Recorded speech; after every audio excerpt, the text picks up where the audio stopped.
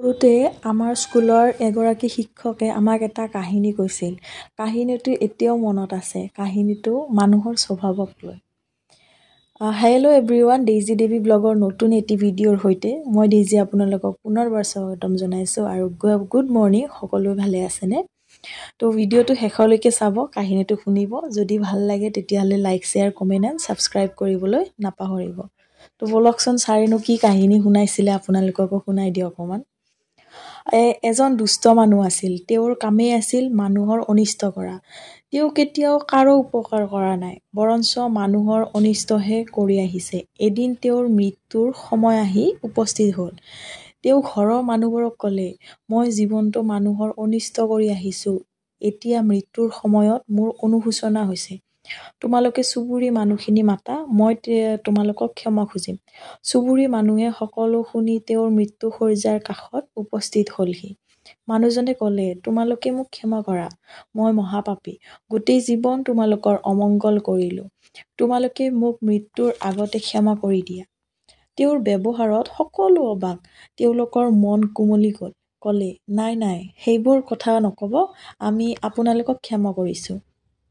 মানুহজনে ক'লে, বাচিলোঁ। এতিয়া মই শান্তিৰে মৰিব পাৰিম। পিছে মোৰ এটা শেষ ইচ্ছা আছে। কোৱা, তোমালোকে পূৰণ কৰিবানে? কিনো আমি সাধ্যানুসাৰে পূৰণ কৰাৰ চেষ্টা কৰিম।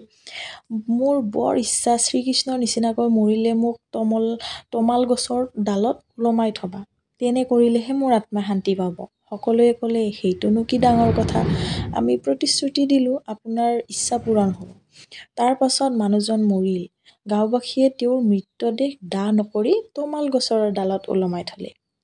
পুলিচে খবৰ পালে সেই গাঁৱৰ মানুহে এজন বৃদ্ধক হত্যা কৰি গছত ওলমাই থৈছে।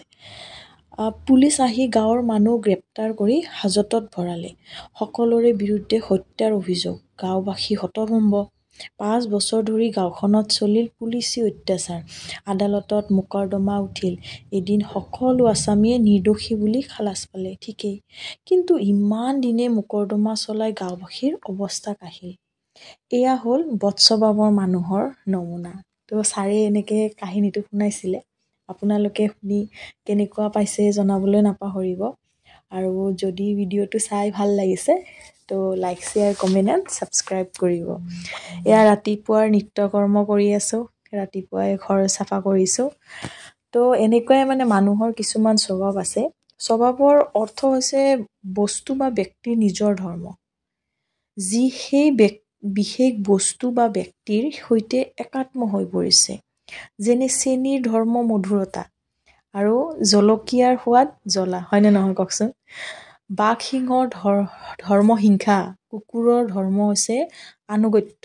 তো আজিৰ ভিডিঅ'টোত এইখিনিয়ে আছিলে। ভিডিঅ'টো চাই ভাল লাগিলে like, share, comment and subscribe কৰিবলৈ নাপাহৰিব। তো আজিলৈকে আহিছোঁ। Tata, bye bye.